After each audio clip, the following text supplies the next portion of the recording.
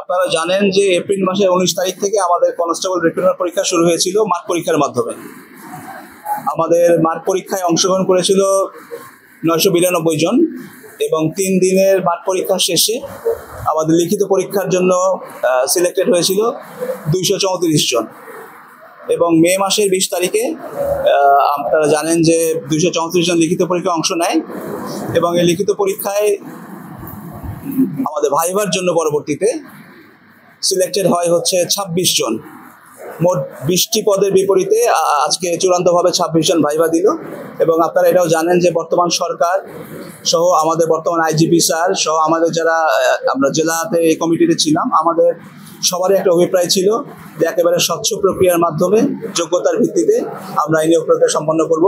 এবং আলহামদুলিল্লাহ যে আজকে আমরা এই 26 জনের মধ্যে থেকে 20 জন চূড়ান্তভাবে নির্ধারণ করলাম এবং একটি স্বচ্ছ প্রক্রিয়ার মাধ্যমে একটি সুষ্ঠু নিয়োগ আমরা সম্পন্ন করতে পারলাম। আমার বাবা নুরুল ইসলাম মন্ত্রী, একজন সুন্দরবনের মাছ ধরে।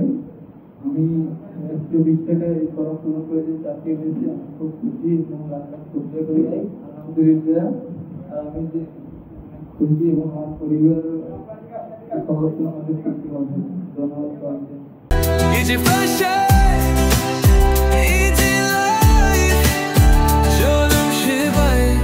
আমি রামপালথা থেকে এসেছি। আমার বাবার নাম আব্দুল হাসান তাজি। আমি রামপালথা থেকে এসেছি। 120 টাকার মাধ্যমে আমি এই ফর্মটা পূরণ করেছিলাম, যেখানে আমি চাকরি পেয়েছি। আমার বাবা দিনমজুরি কাজ করেন, পাশাপাশি অন্য একটি করেন কাজ করেন। 2 বোন, আমি বড়, আমার ছোট বোন আছে। অসংখ্য ধন্যবাদ জানাই আমাদের অফিসারকে আমাদের 120 টাকার মাধ্যমে চাকরি দেওয়ার জন্য এবং সকল কর্মচারী পরিচালনা করার জন্য। আমার বাবা চায়ের দোকান পাকেট সদর 120 আমাদের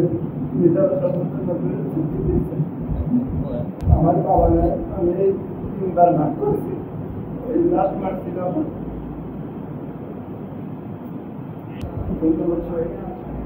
শুধুমাত্র 120 টাকা ফি জমা দিয়ে তারা এই পরীক্ষা অংশগ্রহণ করেছিল এবং এরাও আজকে আমার সামনে পরীক্ষার্থী সহ তাদের অভিভাবক বৃন্দ আছেন।